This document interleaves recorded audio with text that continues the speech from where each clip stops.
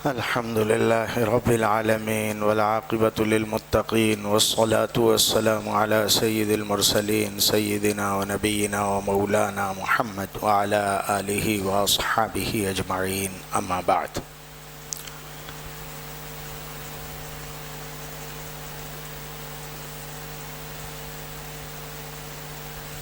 مجلس میں موجود مشائخ طریقت، ہمارے مربی علماء کرام، محترم فضلاء مدارس،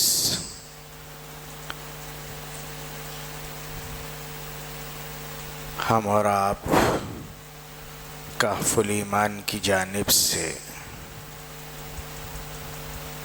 یہ جو ایک تربیتی کیمپ میں جمع ہیں اور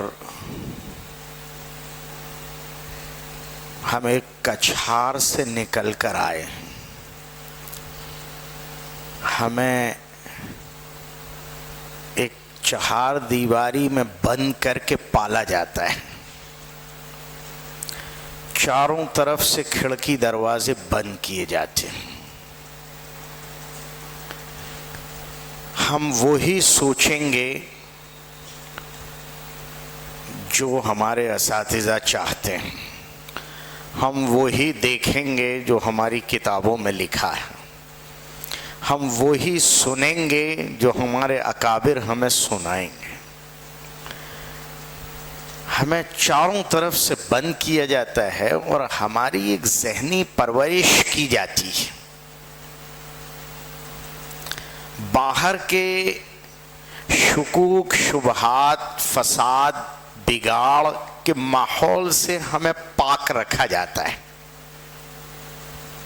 اور اس حالت میں ہمیں 10 سال 12 سال گزارنے ہوتے ہیں جس میں ہم اپنے جیسوں کے درمیان ہوتے ہیں، حلیہ بھی، بشرا بھی، اعمال بھی، اخلاق بھی، کردار بھی، سماعتیں بھی انہی باتوں سے مانوس ہوتی ہیں، سب کچھ ایک جیسا ہوتا ہے۔ پھر ایک وقت آتا ہے جب اساتذہ ہم پر اعتماد کا اظہار کرتے ہیں اور یہ کہتے ہیں کہ اب ان کے ذہن و دماغ کو ہم نے اتنا تیار کر دیا ہے، یہ مادر علمی سے اتنے مانوس ہو چکے ہیں کہ اب باہر کا ماحول ان پر اثر انداز نہیں ہوگا، باہر کے افکار، احوال، حالات جو کچھ بھی ہیں وہ ان پر اثر انداز نہیں ہوں گے۔ اس کی ایک شہادت آپ کے ہاتھ میں دے دی جاتی ہے جس کو آپ شہادت الفضیلہ کہتے ہیں، اور اس کے بعد دروازہ کھول دیا جاتا ہے اور ہمیں باہر نکال دیا جاتا ہے۔ اب اندر کے ایئر کنڈیشن ماحول سے جیسے ہی ہم باہر پہنچتے ہیں تو باہر تو جھلستی ہوئی گرمی ہے، شدید ترین دھوپ ہے، بالکل مخالف ماحول ہے، اجنبی لوگ ہیں، ان کا حلیہ، ان کا بشرا، ان کی زبان، ان کے اخلاق، ان کے کردار، ان کی سوچ، ان کی فکر بالکل ہمیں علیحدہ سی نظر آتی ہے جس درمیان میں ہم رہے تھے، جس دائرے میں، اس کے مقابلے میں۔ اب باہر نکل کر ہم بالکل سن ہو جاتے ہیں، یہ کیا ہوا؟ بجلی جانے کے بعد تھوڑی دیر تک اندھیرا زیادہ نظر آتا ہے، وہی کیفیت ہماری ہوتی ہے۔ اب باہر نکل کر ہمیں کام دیا گیا ہے کہ اب آپ میں سے ہر ایک اس لائق ہو چکا ہے کہ جو ماحول اندر تھا وہ آپ باہر بنا سکتے ہیں، جہاں جائیں گے وہاں آپ یہی ماحول کریٹ کریں گے، یہی ذہن بنا دیں گے جو یہاں آپ کے ارد گرد آپ کے اساتذہ نے بنا رکھا تھا۔ یہ اسلامی ماحول، یہ اسلامی سوچ اور فکر، یہی تعلیمات، یہی حلیہ، یہی سنت پسندی، یہی نبوی انداز آپ کو وہاں قائم کرنا ہے جہاں بیٹھ جانا ہے. آپ میں اتنی قوت پیدا ہو چکی ہے، اس کی شہادت تو اساتذہ دے دیتے ہیں. اب اس کو ہمیں باہر جا کر خود یہ محسوس کرنا ہے کہ ہم میں اتنی قابلیت ہے، اور پھر بیٹھ کر اس مخالف دھارے کو آہستہ آہستہ اپنے نہیں، اپنے نبی کے دیے ہوئے ماحول میں ڈھالنا ہے. یہ مستقل کام. اب جب ہم میدان میں آتے ہیں تو میدان میں اصولی طور پر ہمیں دو قسم کے حالات کا سامنا ہوتا ہے. ایک حال تو یہ ہوتا ہے کہ ہماری اپنی قوم، اندر تو ہم تھے تو سب متقی پرہیزگار، اجلے اجلے صاف ستھرے، اور صبح سے شام تک قرآن و حدیث کی فضا میں معطر نظر آ رہے تھے. اساتذہ تھے، اکابر کا اپنا ذوق تھا، نبوی انداز تھا، تقویٰ تھا، للہیت تھی، نورانیت تھی. اب جب باہر پہنچتے ہیں تو ہماری اپنی قوم ہے، کلمہ گو ہے، لیکن یہ اس وقت کی شکست خوردہ قوم ہے، یہ اس وقت کی مغلوبیت زدہ قوم، مغلوبیت سے متاثر، مغلوب ہو چکی ہے. یہ صرف مشرکانہ، ظالمانہ، غیر مومنانہ حکومت سے مغلوب نہیں ہے، اس کے ساتھ ساتھ ان کے نظریات، ان کے افکار سے مغلوب ہو چکی ہے. وائے ناکامی متائے کارواں جاتا رہا، کارواں کے دل سے احساس زیاں جاتا رہا. امت صرف یہی نہیں ہے کہ اپنا روشن ماضی کھو چکی ہے، وہ اپنے روشن مستقبل سے مایوس ہو چکی ہے. جتنا جتنا وہ کفر و مشرکین کی عظمت دیکھتی جا رہی ہے، ان کا غلبہ اور تسلط دیکھتی جا رہی ہے، اتنا اتنا وہ اپنے آپ میں مایوس ہوتی جا رہی ہے. اب اسے مستقبل قطعاً اپنے ہاتھ میں، اپنے مذہب کا، اپنے دین کا، اپنے اخلاق کا، اپنی تعلیمات کا کہیں سے کہیں تک نظر نہیں آ رہا ہے. یہ شکست خوردہ قوم میں مایوسی کی وجہ سے، ہر طرح کی مایوسی ہے، اس مایوسی کی وجہ سے یہ وقت کام میں نہیں لگاتی، فرصت میں وقت گزار رہی ہے، وقت کا ضیاع پایا جاتا ہے. دوسرے یہ اوسر وادی، موقع پرست، مفاد پرست، ظالم کے لیے استعمال ہونے والی قوم، مخبر، ادنی درجے کے مفادات کے لیے اپنے قومی مفادات، مذہبی مفادات، ملی مفادات کو قربان کر دینے والی قوم. تیسرے نمبر پر اخلاقی زوال، بد فکری، بد چلنی، بد زبانی، بد قولی، اور اس کے ساتھ ساتھ ایک بہت بڑا مسئلہ آپسی انتشار، خلفشار، بات بات میں ایک دوسرے کو برداشت نہ کرنا، ایک دوسرے کو کچلنے کی، آپس میں ایک دوسرے کو کچلنے کی کوشش. اس کو اگر آپ قرآن پاک میں دیکھیں تو قرآن نے غالب قوم کی ایک تعریف سنائی ہے،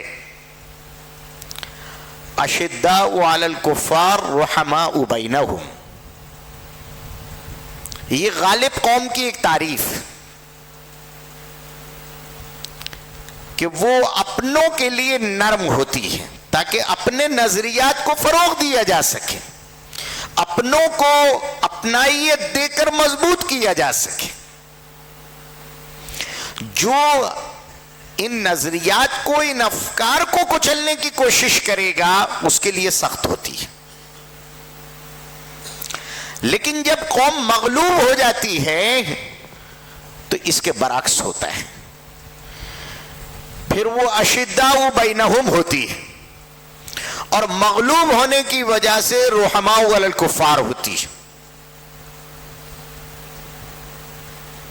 جب آپ باہر آتے ہیں تو اپنوں کے یہ حالات آپ کو نظر آتے ہیں.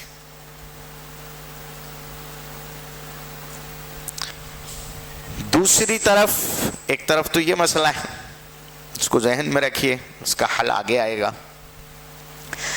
دوسری طرف مسئلہ یہ ہے کہ آپ کے اسلام نے 1000 سال تک حکومت کی، دنیا کو اچھے نظریات دیے، توسیعی ذہن دیا، ایجادات کی راہیں دیں، آپ نے انسانی وقار دیا، انسانی احترام دیا، انسانی اقدار کو سلامت رکھا. یہ بھی تھوڑا سا ذہن میں رکھنے کی ضرورت ہے. ہم لوگ بعض دانشوروں کے مضامین سے بڑی جلدی متاثر ہو جاتے ہیں، اور رسول اکرم صلی اللہ علیہ وسلم کے فرامین میں بھی کہیں یہ بات مل رہی ہے کہ ایک زمانہ آ جائے گا کہ لوگ اپنے پرانوں کو برا بھلا کہنے لگیں گے. ہم چند دانشوروں کی باتوں میں آ کر اپنے قدیم زمانے کو برا بھلا کہنے لگتے ہیں اور موجودہ دور کا موازنہ نہیں کر پاتے. ہماری 1000 سالہ تاریخ کو سامنے رکھو اور ظلم و ستم کی 400 سالہ تاریخ کو اگر سامنے رکھ لو، اور جب ان دونوں کا موازنہ کرو تو 1% ظلم ہمارے اس 1000 سال میں ملتا ہے ان 400 سالوں کے مقابلے میں. چاہے وہ عورتوں پر ہو رہا ہو، انسانی اقدار پر ہو رہا ہو. یہ پوری ایک فہرست ہے، ذرا ذہن کھول کر تھوڑا سا. 400 سال وہ ہیں جن میں ہم اسٹیج سے اترے ہیں، اور اب باطل کو ایک فوبیا ہے. دھیرے دھیرے کسی بھی طرح اسلامی شناخت، اسلامی بقایا کو ختم کرنے کا، کھرچ دینے کا اس دنیا کے منصہ شہود سے بالکل مٹا دینے کا. اس لیے کہ خوف تو پایا جاتا ہے نا، ایک دہشت تو ہے کہیں نہ کہیں. جس مذہب نے اس پوری دنیا میں ایک انقلاب برپا کیا ہے، چاہے آج اس کے علماء اور چاہے اس کے عوام کے ذہن و دماغ میں روشن مستقبل نہ ہو، لیکن یاد رکھیے آپ کے مد مقابل کے ذہن میں آپ کے تعمیری خیالات کا ایک خاکہ موجود ہے. وہ جانتا ہے کہ آپ موجود ہیں تو ہمارا استحکام ممکن نہیں ہے. یہ اس کو پتا ہے. اس لیے پوری طرح پوری دنیا سے، پہلے تو صرف یہ تھا کہ بھائی اسلامی اعمال جو پائے جاتے ہیں وہ ہٹا دو، اسلامی شخصیات ہٹا دو، پھر اسلامی ادارے ہٹا دو، پھر اسلامی الفاظ ہٹا دو، پھر اسلامی روایات ہٹا دو، پھر نام بھی ہٹا دو. اب دھیرے دھیرے بات آگے بڑھتی جا رہی ہے. کھرچنا ہے، کیونکہ ہمیں کوئی چیز اس تعمیری دین کی برداشت نہیں ہے، خطرہ ہے. کیونکہ آپ ہی نے سکھایا ہے کہ افاق کشتن و اخگر گزاشتن کار خردمندہ نیست. یہ آپ ہی نے سکھا رکھا ہے. تو آپ تو کم سیکھے ہیں لیکن دوسرے سیکھے ہوئے ہیں. ازدہا مار دو لیکن سپولیا چھوڑ دو، یہ کوئی عقل مندی نہیں ہے. اس لیے اس وقت اس دنیا میں آپ دیکھیں گے ایک مادر پدر آزاد ایک تہذیبی رنگ ہے، جس میں شہوت ہے، غضب ہے، عریانیت ہے، نفسانیت ہے، شرپسندی ہے، ظلم ہے، سب کچھ ہے. اس کو پھیلانا ہے، شیطانیت ہے، اس کو پھیلانا ہے پوری دنیا میں، اس کو عام کرنا ہے۔ اب ایک طرف آپ ہیں، آپ کے پاس روحانیت ہے، نورانیت ہے، ربانیت ہے، آپ کے پاس عفت ہے، پاک دامنی ہے، آپ کے پاس سچائی ہے، صداقت ہے، امانت ہے، ہمدردی ہے، یہ اسلامی تہذیب کے خواص۔ اب پوری دنیا لبرل کہلانے کے لیے یہ تو کبھی نہیں کہے گی کہ اسلام کو دنیا سے ختم کر دو، یہ کوئی نہیں کہتا اسلام ختم کر دو۔ ان کا کہنا ہے اسلام کے دو حصے ہیں، ایک ہے اسلام بحیثیت مذہب، ایک ہے اسلام بحیثیت تہذیب جو نظر آتا ہے۔ آپ اسلام بحیثیت مذہب اپنے طور پر عمل کرتے رہو، وہ اپنی جگہ ہے، لیکن اسلام بحیثیت تہذیب دنیا میں نظر نہیں آنا چاہیے۔ آپ لوگ سب مکھ دھارے میں رہو، ایک رنگ میں رنگ جاؤ، جو ہمارا رنگ ہو وہ آپ کا رنگ ہو، دھارا دنیا میں ایک ہی ہونا چاہیے، اس کو ہم مکھ دھارا کہیں، سب اسی دھارے میں رنگے ہوئے ہوں، کوئی دوسرا دھارا نہیں ہونا چاہیے۔ اب اس کے لیے سب سے زیادہ پریشان کن، دوسرے سارے مذاہب تو ڈنڈوت کر چکے ہیں، اسلام کا مسئلہ یہ ہے کہ اسلام کی تہذیب اور اسلامی مذہب دونوں کو آپ الگ الگ کر ہی نہیں سکتے، ان کا چولی دامن کا ساتھ ہے، یہ تو ایک ہیں۔ اسلام اپنے شاعر، اپنے اختصاصات کے ساتھ ہے، وہ تو جہاں رہے گا وہاں اپنے شاعر رکھے گا، اپنے اختصاصات رکھے گا، کعبے سے شروع ہوں گے اور آپ کی ذات تک چلیں گے، آپ کا حلیہ، آپ کا بشرا، آپ کی ختنیں، آپ کی سچائی، آپ کی صداقت، آپ کی امانت، آپ کی اذانیں، آپ کی نمازیں، آپ کے منارے، آپ کے روزے، جو کچھ بھی ہیں یہ آپ کے اختصاصات، آپ کا پردہ، آپ کا برقع، آپ کی داڑھی، آپ کی ٹوپی، آپ کا صبح کا جلدی اٹھنا، جو کچھ بھی ہے وہ ٹکراتا ہے، اس لیے وہ قبول نہیں ہے۔ اگر اس کو قبول کرتے ہیں تو دنیا میں دو تہذیبیں نظر آتی ہیں۔ اب ایک تہذیب سرے سے آری ہے، عقل فکر سے آری ہے، انسانیت سے، اور ایک تہذیب ہے جو سراسر اخلاقیات کا لبادہ اڑے ہوئے ہے۔ جب یہ دونوں میدان میں آئیں گی تو فوبیا یہ ہو رہا ہے کہ اس کو اگر قبول کیا گیا زیادہ لوگوں کی طرف سے تو پھر ادھر والوں کا کیا ہوگا؟ ہماری بقا آپ کی فنا میں ہے، یہ آواز ہے، اس لیے آپ برداشت نہیں ہیں۔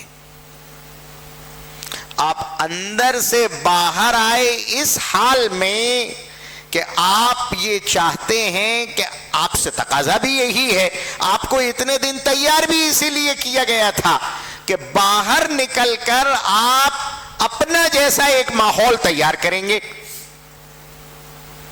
لیکن جب آپ باہر پہنچے ہیں تو سب سے پہلے آپ کی ہی شخصیت ٹارگٹ ہے اور آپ کی حرکت پر نگاہ ہے، اس لیے کہ آپ اپنا جیسا بنائیں گے، اسی لیے تو مدارس ٹارگٹ ہے، اسی لیے مدارس ٹارگٹ، آپ باہر جا کر اپنا جیسا بنائیں گے۔ اور سب سے بڑی دشواری یہی، یہ وہ کڑوا گھونٹ ہے جو نہیں پیا جا سکتا۔ ہمیں اس اسلامی تہذیب سے تنفر نہیں ہے، توحش ہے، اس لیے کہ خطرہ یہ ہے کہ یہ میدان میں آئیں گے تو ایک الٹرنیٹ موجود نظر آئے گا، اس کو دیکھ کر لوگ اس کی طرف راغب نہ ہو جائیں۔ کفار مکہ کو بھی تھا اور وہ آج تک ہے، بدلہ کچھ نہیں، یہ توحش جو ہے یہ آپ سے حکومتی سطح پر بھی، عالمی سطح پر بھی، معاشرتی سطح پر بھی، اسکولی سطح پر بھی، حتیٰ کہ اب تو شفا خانوں کی سطح پر بھی، اور تو اور گارڈنز کی سطح پر بھی، کھیل کود کی سطح پر بھی آپ سے یہ تقاضا کرتا ہے کہ آپ اپنے خصائص سے توبہ کر لیں، دستبردار ہو جائیں، تاکہ ہم میں اور آپ میں کوئی فرق نہ رہے۔ اب آپ باہر نکل کر امت سے کہیں گے کہ پردہ کرو، لیکن یہ لڑکی اسکول جائے گی برداشت نہیں کیا جائے گا، کالج جائے گی گوارا نہیں کیا جائے گا، یہ اگر عورت گارڈن میں جائے گی برقع پوش عورت تو برداشت نہیں کیا جائے گا، ریسٹورنٹ میں جائے گی بھپتیاں کسی جائیں گی، جہاں جائے گی وہاں اس کو برداشت نہیں کیا جا رہا ہے۔ آپ بچوں سے کہیں گے اپنے نبی کا حلیہ اختیار کرو، لیکن حال یہ ہے کہ اگر وہ اسکول جا کر انشاءاللہ کہہ دیتا ہے تو برداشت نہیں کیا جا رہا ہے، انشاءاللہ برداشت نہیں ہو رہا ہے۔ بھائی اپنی زبان کو لگام دو، کیا کھا رہے ہیں دیکھو، آپ کے ذبیحے پر بھی تو کلام ہے۔ یہ سب چیزوں پر جو کلام ہے یہ در حقیقت ایک فوبیا ہے، ڈر ہے کہ آپ کی یہ عقلی اور نورانی تہذیب بڑھ جائے گی، آگے آئے گی، ذہن و دماغ کو متاثر کرے گی اور لوگ آپ کی طرف راغب ہوں گے تو آپ تعداد بڑھ جائے گی۔ یہ ایک فوبیا ہے، اس لیے کچھ نہیں، ہر قیمت پر آپ کو مٹانا ہے، معاہدہ کرنا ہے آپ سے کہ آپ اپنے آپ کو کنٹرول میں رکھیں۔ اب اس حالت میں آپ میدان میں اترتے ہیں کہ آپ کو امت سے مطالبہ کرنا ہے کہ آپ نبوی انداز اور کردار اپنائیں، اور دنیا آپ سے یہ کہہ رہی ہے کہ ہمارا ساتھ دو نقوش اسلامی، شعائر اسلامی، خصائص اسلامی کو مٹانے میں، اسلامی اختصاصات کو ختم کرنا ہے، اس میں ہمارا ساتھ دو، اگر آپ اس کے خلاف جا رہے ہیں تو آپ فسادی ہیں۔ اب آپ تقریر کریں گے جمعے میں، اس پر بھی کلام آئے گا۔ اب آپ کیا کریں؟ یہ ماحول ہے، ایک طرف آپ کی مغلوب قوم ہے، اوسروادی ہے، مفاد پرست، موقع پرست، اور دشمن کے ہاتھوں میں کھیل رہی ہے، دو پیسے کی خاطر فرصت میں ہے اور اخلاقی انحطاط کا شکار ہے، اور دوسری طرف گلوبل دنیا میں اب باطل یہ محسوس کرنے لگا ہے کہ اب وہ وقت آ چکا ہے جب اسلام کے سارے خصائص کو جڑ سے مٹایا جا سکتا ہے۔ جہاں تک نچلی سطح کا تعلق تھا وہاں تک تو وہ بہت کچھ کھرچ چکے۔ آج آپ کی کوئی بھی لڑکی کالج میں برقع پہن کر، الا ماشاءاللہ بعض شہروں میں یا بعض علاقوں میں جہاں تعداد بہت زیادہ ہے اور شعور دینی قائم ہے، وہاں آپ کے غلبے کی وجہ سے گوارا کیا جا رہا ہے، ورنہ عمومی طور پر اگر آپ دیکھیں تو حالات یہی ہیں کہ اب آپ اپنے حلیے بشرے میں نہیں رہ سکتے، اب آپ نماز نہیں پڑھ سکتے، اب آپ خصائص کے ساتھ نہیں رہ سکتے، کہیں بھی یہ بڑھایا جا رہا ہے۔ کمیونزم مٹا تھا، لوگوں کو یہ خیال آیا تھا کہ شاید اب کچھ لبرلزم ہمیں آزادی دے گا، لیکن اسلام کی آزادی کا نام لبرلزم نہیں تھا، یہ دھوکہ تھا۔ ان کے یہاں انداز طاقت کا تھا، ان کے یہاں انداز معاہدے اور قانون کا ہے، مٹانا دونوں کا ہے۔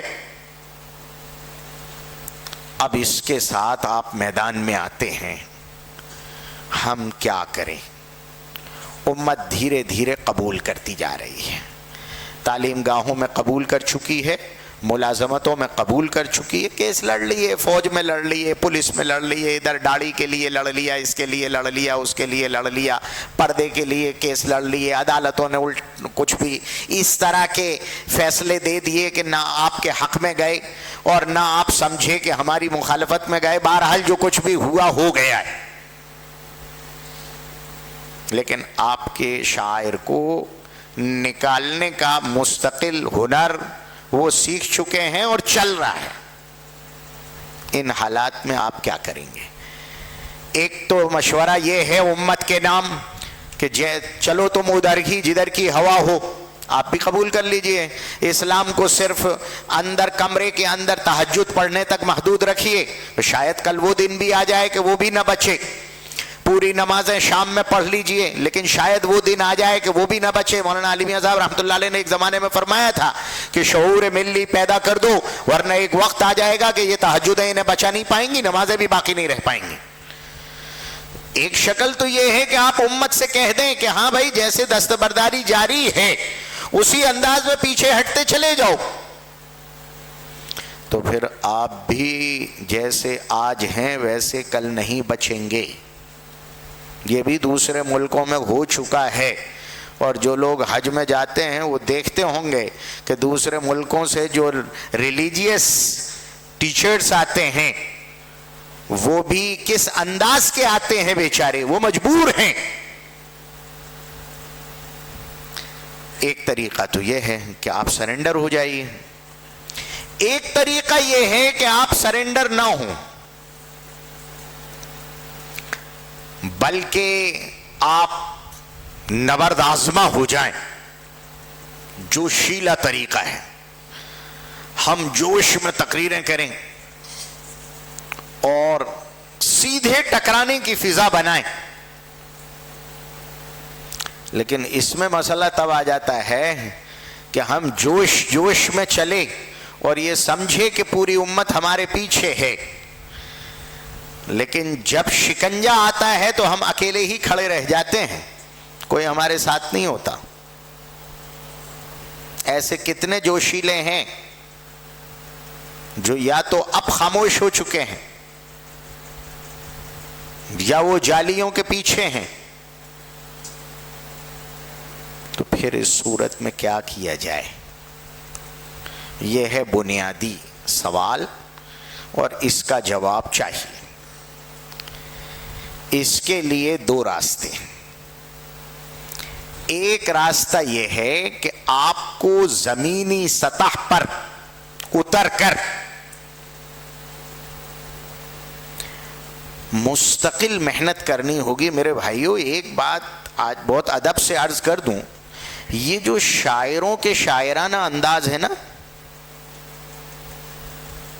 اتر کر ہیرا سے سوئے قوم آیا اور ایک نسخہ کیمیا ساتھ لایا، بس یہ نسخہ کیمیا پلایا اور سب بدل گئے۔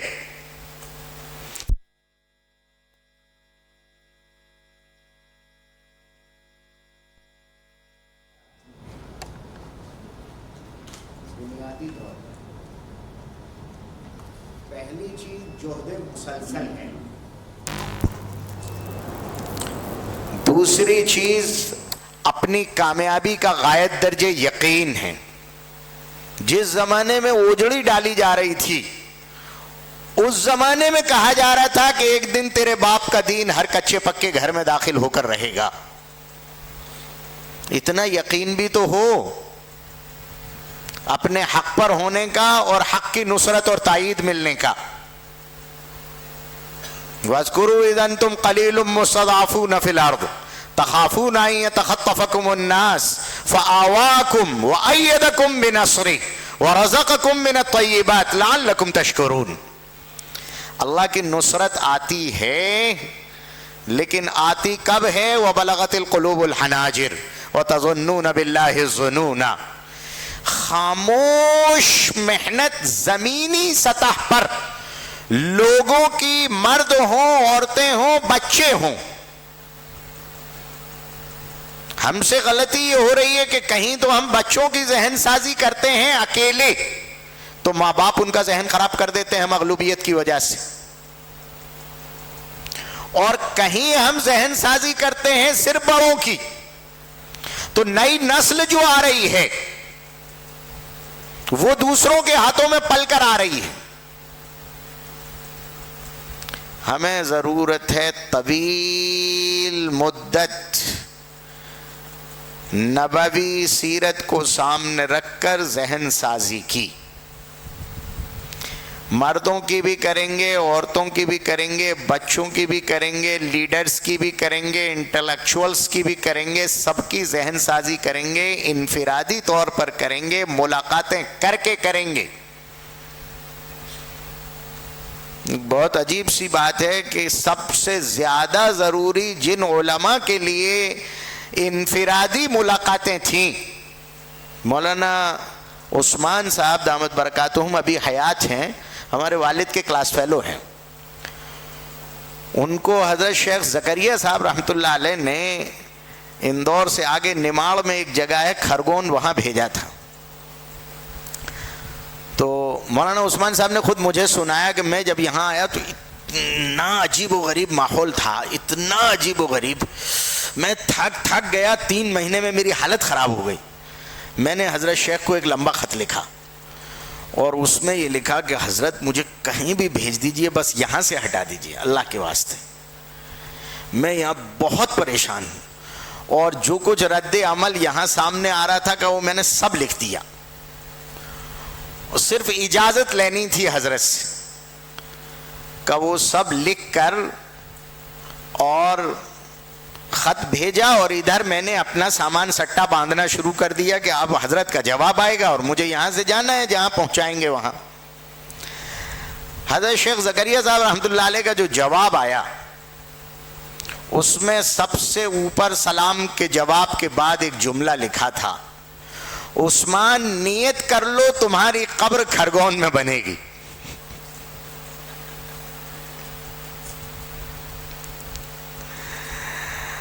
نمبر 2، اگر آپ واقعی رسول اللہ صلی اللہ علیہ وسلم کے وارث ہیں تو حالات کا مقابلہ کرنا ہوگا. اور نمبر 3 میں لکھا تھا کہ اجتماعی محنت کے مقابلے میں انفرادی محنت زیادہ کرو،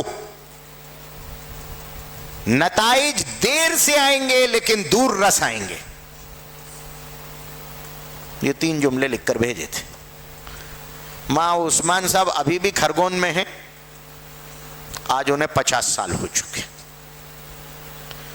اور کھرگون ضلع ہمارے پورے ایم پی میں آج تبلیغی اعتبار سے بھی دینی اعتبار سے بھی بہت مضبوط ضلع کہلاتا ہے. ہمیں زمینی محنت کی ضرورت ہے. ابتدا میں جو کچھ بھی ناکامیوں کا منہ دیکھنا ہے اس کے لیے ذہنی طور پر تیار رہنے کی ضرورت ہے. ابو سفیان نے کہا تھا کہ کبھی وہ ناکام ہوتے ہیں، کبھی ہم ناکام ہوتے ہیں. یہ اللہ کا نظام ہے. آپ یہ چاہیں کہ آپ ہر جگہ جھنڈے گاڑتے چلے جائیں، ایسا نہیں ہوگا، لیکن دیر تک خاموش محنت آپ کو کرنی ہوگی جس سے ذہن سازی ہو.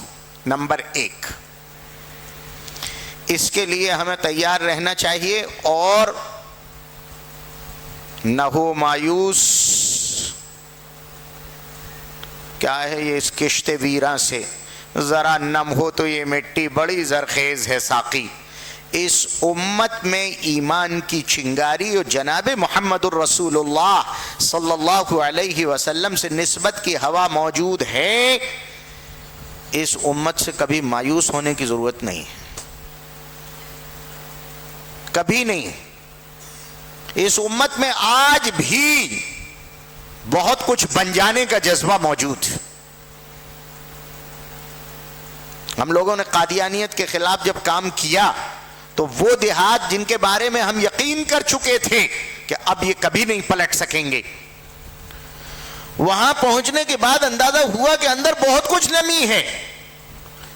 ذرا سی محنت ہوئی، ذرا سی. اللہ عز و جل کا لاکھ لاکھ احسان ہے. وہ لوگ جن کے بارے میں لگ رہا تھا کہ یہ پوری طرح مرتد ہو چکے ہوں گے، دیہات کے دیہات سب پلٹ گئے. ذرا نم ہو تو یہ مٹی بڑی زرخیز ہے ساقی، اس امت سے کبھی مایوس نہیں ہونا چاہیے۔ رسول اللہ صلی اللہ علیہ وسلم نے اس امت کی بنیادوں میں وہ ایمان پلایا ہے۔ اگر آپ کا اخلاص، آپ کا درد اور آپ کی محنت ان بنیادوں کے پانی سے جا ٹکرائی ہے تو یقیناً یہ بارآور ہو کر رہے گا۔ دوسری چیز جو بنیادی طور پر ہمارے لیے ضروری ہو جاتی ہے وہ یہ ہے کہ ہمیں اب امت کو امت بنا کر کھڑا کرنا ہے۔ ٹھیک ہے ہم مغلوب ہیں، لیکن مغلوبیت کا ایک خاکہ ہے، اقلیت ہیں، لیکن کیا ہر اقلیت کو صرف اکثریت کے رحم کرم پر جینا چاہیے؟ یہ ایک بہت بڑا سوال ہے، اور علماء کو اس کا غیورانہ جواب امت کو پہنچانا ہوگا۔ بھئی ہمیں اسکول سے نکالا جا رہا ہے کیونکہ آپ اپنے اقدار کے ساتھ اسکول میں نہیں رہ سکتے، کالج سے نکالا جا رہا ہے، ہاسپٹل سے نکالا جا رہا ہے، حتیٰ کہ شاپنگ مال سے نکالا جا رہا ہے، صرف اس لیے کہ آپ اپنے ان اقدار و روایات کے ساتھ ہم سے میچ نہیں کرتے ہیں تو ہم آپ کو گوارا نہیں کرتے۔ آپ کو ضرورت ہوگی کہ آپ اپنے اسکول کھولیں، آپ اپنے اسپتال بنائیں، آپ اپنے کالج بنائیں۔ جب آپ زمینی محنت کر کے لوگوں کی ذہن سازی کریں گے تو لوگ ملیں گے آپ کو، اور پھر ان لوگوں کے ساتھ مل کر آپ کو امت کو کنارے نہیں لگانا ہے، نہ لگا سکتے ہیں۔ عالم صاحب یہ کہہ سکتے ہیں اپنی بیوی سے کہ حالات ٹھیک نہیں ہے، گارڈن میں مت جایا کرو، لیکن کتنی بیویوں کو آپ اس کا مکلف کریں گے؟ آپ اپنی بیوی کو وٹامن ڈی کی گولیاں کھلا دیں گے کہ دھوپ مت لینا، وٹامن ڈی کی گولی کھا لینا، لیکن آخر یہ زمانے بھر کی بیویاں ہیں، ان کو اس طرح کاٹ کر نہیں رکھا جا سکتا۔ ہمیں امت کو بحیثیت امت کے کھڑا کرنا ہوگا، یہ الگ تھلگ کرنا نہیں ہے، بلکہ اپنے اقدار و شعائر کے ساتھ دنیا میں جینے کا ایک سلیقہ دینا ہے۔ تو آپ کو کولونائزر سے بھی تعلقات کرنے ہوں گے، آپ کو ڈاکٹر سے بھی کرنے ہوں گے، آپ کو لائر سے بھی رکھنے ہوں گے، آپ کو اسکول بنانے والے اور چلانے والوں سے بھی رکھنے ہوں گے۔ سب کام آپ نہیں کر سکتے، یہ ٹیم آپ کو کریٹ کرنی ہوگی، آپ کو سب کے بیچ میں جانا ہوگا۔ البتہ جاتے ہوئے 3 چیزوں کا خیال رکھنا ہوگا۔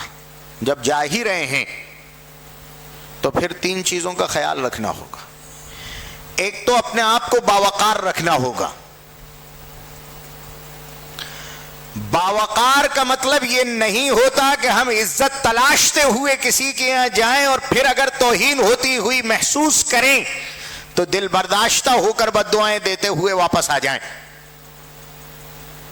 باوقار کا مطلب ہوتا ہے کسی کی نظروں میں اپنے آپ کو گرانے سے بچائیں۔ وقار اپنی ذات سے بنتا ہے، کسی کے سامنے اپنے آپ کو گرانے سے بچانا ہے۔ ہمارے نبی نے چھوٹے سے چھوٹا عمل ہمیں وہ سکھایا ہے جو نظروں میں کسی آپ کو چھینکنا، آپ کو کھانسنا، یہ ہر چیز جو آپ کو سکھائی ہے، بنیاد تو یہی ہے کہ لوگوں کو تکلیف نہ ہو، لوگوں کے سامنے آپ کا وقار نہ گرے۔ اپنا وقار رکھیے۔ دوسرے نمبر پر اپنی سادگی پیش نظر رکھیے۔ آپ لالچی بن کر نہ جا رہے ہوں، آپ اپنی قلندرانہ زندگی پر راضی ہوں۔ آپ کو نبوی فقر، الفقر فخری، معاف کیجئے معاف کیجئے معاف کیجئے معاف کیجئے، یہ نبی کے ساتھ اختصاص نہیں ہے، یہ ہر نبی کے وارث کے لیے ہے۔ ہمارا فقر ہمارا فخر ہے، ہم بے لالچ باوقار انداز میں نیچے اتریں گے۔ تیسری بات یہ ہے کہ ہم اپنے اسلامی اصولوں سے کہیں سمجھوتا نہیں کرتے، لیکن جب سماج میں پہنچتے ہیں اور لوگوں کے درمیان کام کرتے ہیں اور لوگوں کو امت بنا کر کھڑا کرنے کے لیے لوگوں سے کام لینے کی کوشش کرتے ہیں، تو پھر ہمیں بہت سی جگہ لوگوں کی فروگزاشتوں کو جھیلنا بھی ہوتا ہے، برداشت بھی کرنا ہوتا ہے۔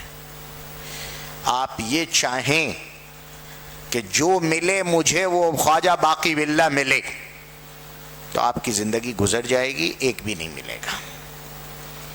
ان اللہ یؤید ھذا الدین بالرجل الفاجر، تائید دینی کے لیے ضروری ہے افراد جیسے بھی ہوں۔ اگر آپ سب کو ولی بنانے میں لگ گئے تو ہو سکتا ہے بعض قابل لوگ اچھٹ جائیں، وقت اتنا لگ جائے کہ کام نہ ہو پائے۔ کام بھی لیتے جانا ہے اور اپنے آپ کو اسلامی اصول و اقدار پر باقی رکھنا ہے۔ آپ کا عکس دوسروں پر پڑتے رہے گا۔ فذکر فإن الذکریٰ تنفع المؤمنین، کہتے سنتے رہنا ہے لیکن کام لینا ہے، جھیلتے بھی رہنا ہے۔ اسی کے ساتھ دو میدان اور ہیں جن پر میں اپنی بات مکمل کر لوں گا۔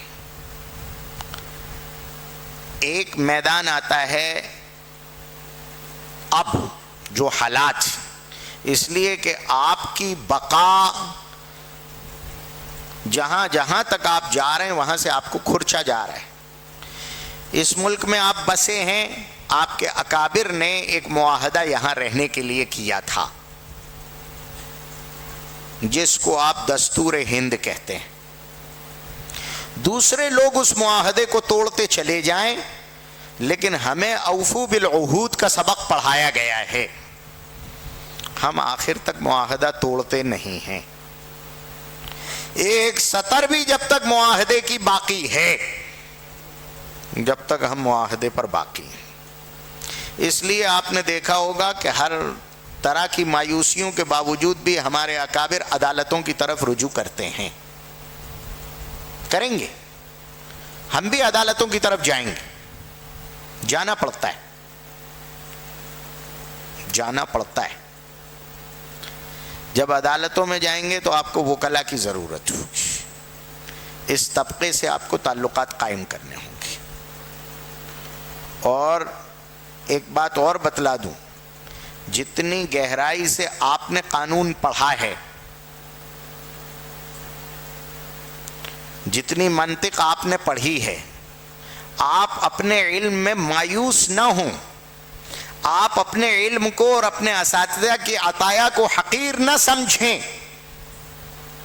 وہاں تقی صاحب نے لکھا ہے کہ ایک موقع پر جج صاحبان کے ساتھ میں بیٹھا ہوا تھا، ایک نقطے کو جب میں نے پکڑا تو وہ ایک جج صاحب کہنے لگے کہ ان کی قانون پر پکڑ اچھی ہے۔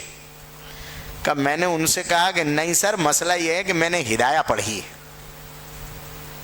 میں نے ہدایہ پڑھی ہے، اس لیے جو نکات میں اٹھا پاتا ہوں دوسرا وہاں تک نہیں پہنچ پاتا۔ آپ کو وکلا کے ساتھ کام کرنا ہوگا۔ سماج میں جو مظلومین ہیں ان کی آہ کون سنے گا؟ آپ ہی تو ہیں۔ جو آپ کو کچلنے کے لیے جن لوگوں کو جیلوں میں ڈال دیا گیا، جن پر مظالم ڈھائے گئے، آخر اس ظلم کے مقابلے میں صدا لگائے گا کون اگر آپ وارث نبی ہو کر نہیں لگائیں گے؟ آپ کے پیغمبر نے تو حلف الفضول میں شرکت کی ہے، آپ وہاں سے چلے ہیں ہمدردانہ ذہنیت لیے ہوئے اور ظلم کے خلاف سینہ سپر ہونے کے لیے۔ یہ آپ کا فریضہ ہے کہ آپ ملی مسائل ہوں، وہ مسائل ہوں جو دین کی وجہ سے شخصیات پر آئے ہیں، ان کے لیے آپ کو عدالتوں میں بھی جانا ہوگا، جانا ہوگا۔ ایک مسئلہ اور ہو جاتا ہے، ایک مسئلہ اور ہوتا ہے، وہ یہ کہ بسا اوقات آپ ریلیجیس اتھارٹی ہیں، آپ امام صاحب ہیں، آپ قاضی صاحب ہیں، کوئی بڑا مسئلہ ہو گیا، کوئی فساد ہو گیا، کوئی بات ہو گئی، کوئی بڑا واقعہ پیش آ گیا، یا قومی لیول پر کوئی بات ہو گئی. آج کل پریس کا زمانہ ہے. اب آپ کیا کریں؟ ادھر قوم ہے کہ مشتعل ہوئے جا رہی ہے، اور ایک طرف آپ ہیں، ایک طرف میڈیا ہے، دوسری طرف حکومت کا شکنجہ ہے. بزدلی کا ثبوت دیں گے، یا قوم جس طرح جذبات برانگیختہ کیے ہوئے ہیں آپ بھی بھڑک جائیں گے، یا میدان چھوڑ دیں گے، یا قوم کو ساتھ رکھیں گے، ان کے جذبات کا امالہ کریں گے، ازالہ نہیں کریں گے، اپنے اکابر سے وابستہ رہیں گے، اور جو پالیسی، جو بات ملی رہنما اوپر سے کہتے چلے آ رہے ہیں اس کی تائید کرتے ہوئے اس امت کے جذبات کی صحیح ترجمانی کریں گے. امت ناواقف ہے، جاہل ہے، وہ دوسروں کے بھڑکانے سے بھڑک جاتی ہے، وہ مغلوبیت کا شکار ہے، اس لیے بہت جلدی بھڑکتی ہے. لیکن اگر آپ نے اس بھڑکی ہوئی امت کی طرف توجہ نہ دی تو یہ کہیں اور جا کر کسی اور کے ساتھ اپنی بھڑاس نکالے گی اور قانونی دشواریوں کا شکار ہو جائے گی. اس لیے اس کو کسی اور کے حوالے نہیں ہونے دینا ہے، اس کو رکھنا ہے اپنے ساتھ. ہم ہی قائد ہیں، ہمیں اساتذہ نے، امت نے وارث نبی بنا کر، قائد بنا کر بھیجا ہے، لیکن ہماری زبان سے نکلنے والا ایک ایک لفظ محتاط ہوگا، محتاط ہوگا. ہم قوم کو صحیح رخ دینے کی کوشش کریں گے، اپنے اکابر کی جو ہدایات ہیں ان سے مطمئن بھی کریں گے، صحیح پیغام بھی دیں گے. سوشل میڈیا پر اتر گئے، کچھ بھی لکھ دیا، کچھ بھی بول دیا، یاد رکھیے ہم ہیں مغلوب قوم کے افراد، لیکن خود مغلوب نہیں ہیں. ہمارا ذہن تعمیری ہے. اگر یہ سامنے رہے تو بہت سارے مسئلے حل ہو سکتے ہیں کہ مدارس میں رہ کر یہ جو پورا نصاب ہمیں نیچے سے اوپر تک کا پڑھایا جاتا ہے، آج اشکال ہو رہا ہے اس پر کہ یہ کیوں پڑھاتے ہیں آپ، جس کی آج کوئی ضرورت نہیں ہے. لیکن یہ نصاب پڑھا کر ہمارے ذہن کو مغلوبیت سے پاک کر کے ہمیں روشن مستقبل دکھایا جاتا ہے. ہم ہر طرح کی ذہنی مغلوبیت سے بالکل صاف ستھرے مبرہ ہو کر آتے ہیں، اور ہمیں معلوم ہے کہ کس راہ پر ہمیں خود چلنا ہے اور اپنی قوم کو لے کر ان کانٹوں سے بچتے بچاتے باہر نکلنا ہے. یہ سلیقہ ہونا چاہیے. آخری چیز، ہر ایک کا مضمون 5-5 گھنٹے کا ہے، وقت کی تحدید ضروری ہے. آخری چیز، آپ کے یہاں جو فرصت کے نوجوان ہیں، جو چوراہوں پر آباد، جو پڑھ نہیں رہے، جو بچیے ہیں، سب سے زیادہ حضور نے فرمایا تھا نعمتان مغبون فیہما کثیر من الناس الصحۃ والفراغ. آج امت اس میں مغبون ہے پوری طرح، اور وہ اپنے مستقبل سے مایوس ہے. اس امت کو زمینی سطح پر آپ کو کام میں لگانا ہے. رسول اکرم صلی اللہ علیہ وسلم کے یہاں جا کر دیکھیے، گھڑ دوڑ بھی ہو رہی ہے، دوڑ کے مقابلے بھی ہو رہے ہیں، ریسنگ ہو رہی ہے. یہ نبی اور یہ سکھا رہے. لیکن جب وہ کہا گیا تھا نا، وہ سلمان فارسی کو تانا دیا تھا کسی نے کہ ان کا نبی ان کو ہگنا موتنا سکھاتا ہے، تو حضور انہوں نے روتے ہوئے آ کر کہا تھا حضور سے، حضور نے فرمایا تھا جاؤ اور جا کر کہہ دو کہ ہمیں یہ بھی نہیں آتا تھا، ہمیں یہ بھی سکھانا پڑے گا. یہ جو نیچے سے سکھایا جا رہا ہے، ورزش کے مقابلے ہوں، معلومات کے مقابلے ہوں، قانونی معلومات کے مقابلے ہوں، دستکاری ہو چھوٹی چھوٹی، ٹریننگ سینٹرز ہوں، ہمیں زمینی سطح پر ان چیزوں کو قائم کرنا ہوگا۔ خالص مذہبی زبان اگر آپ بولتے رہیں گے بس، باقی امت سے اگر آپ بے خبر رہیں گے تو یاد رکھیے آپ کے نبی نے آپ کو جتنا سکھایا ہے آپ اس کا آدھا لے کر چل رہے ہیں، مقبول نہیں ہو سکتے۔ آپ کو مقبول بننے کے لیے امت کے درد اور غم میں بھی ساتھ دینا ہوگا اور امت کو مصروف رکھنا ہوگا، ان کو صحیح رخ دینا ہوگا۔ چھوٹے چھوٹے کام ہوں اس میں بھی آپ کو امت کو لگانا ہوگا، مشغول کرنا ہوگا۔ بیواؤں کو بھی، یتیموں کو بھی، بے سہاروں کو بھی، فرصت میں بیٹھے ہوئے لوگوں کو بھی ان کے مقابلاتی کورسز شروع کرنے ہوں گے، ان کو انعامات دینے ہوں گے، اور اس طرح ان کی فرصت کو ختم کر کے ان کو اٹھانا ہوگا۔ جب آپ اس طرح میدان عمل میں اتریں گے تو ایک مدت کے بعد امت کو یہ احساس ہوگا کہ سیاسی، سماجی، شعوری، معاشی، اخلاقی اور دینی، یہ 6 دروازوں سے آپ انقلاب لا سکتے ہیں۔ آپ اکیلے کھڑے ہوں گے، اپنے آپ کو جتنا چھپا کر کام کریں گے۔ امام احمد بن حنبل نے فرمایا تھا نا کہ ہمارے جنازے بتائیں گے کہ ہم کون ہیں۔ اس سے یہ بھی معلوم ہو گیا تھا کہ جنازے سے پہلے اپنے آپ کو فیمس مت کرو، مشہور بنانے کی کوشش مت کرو۔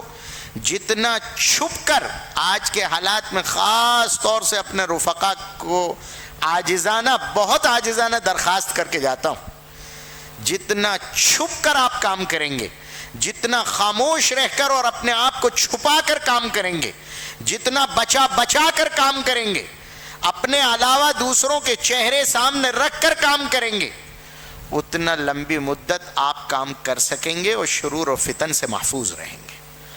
اللہ عز و جل ہمیں واقعی سچا وارث نبی بن کر با حوصلہ، غیور، دردمند، فعال عالم دین ثابت ہونے کی توفیق نصیب فرمائے۔ آمین۔ وآخر دعوانا ان الحمدللہ۔ احسن الجزاء۔ چھپنے کے بجائے چھپ کر کرنے کا کام خود مولانا کی ذاتی زندگی ہے۔ جو لوگ قریب سے جانتے ہیں انہیں اندازہ ہے، جن اکابر کی سرپرستی میں یہ کام کرتے ہیں انہیں بھی علم ہے کہ کس طریقے سے خاموشی کے ساتھ طاقتور انداز میں بہت سے ملی مسائل میں حکومتوں کے پاس نمائندگی کی جاتی ہے۔ میرے بھائیوں، سال بھر میں ایک مرتبہ جمع ہوتے ہیں اور تقریباً 1.5 دن سے زیادہ وقت ختم ہو چکا ہے۔ چند لمحات باقی ہیں، چند مجالس باقی ہیں۔ دل ہی دل میں اللہ تعالیٰ سے اشراق اوابین کے ساتھ دعا کرتے رہنا چاہیے۔ اپنی حیثیت عرفی، اپنے شیخ کا مشورہ اور علاقے کے تقاضے کو دیکھتے ہوئے اللہ تعالی ہم سب کو استعمال فرما لے۔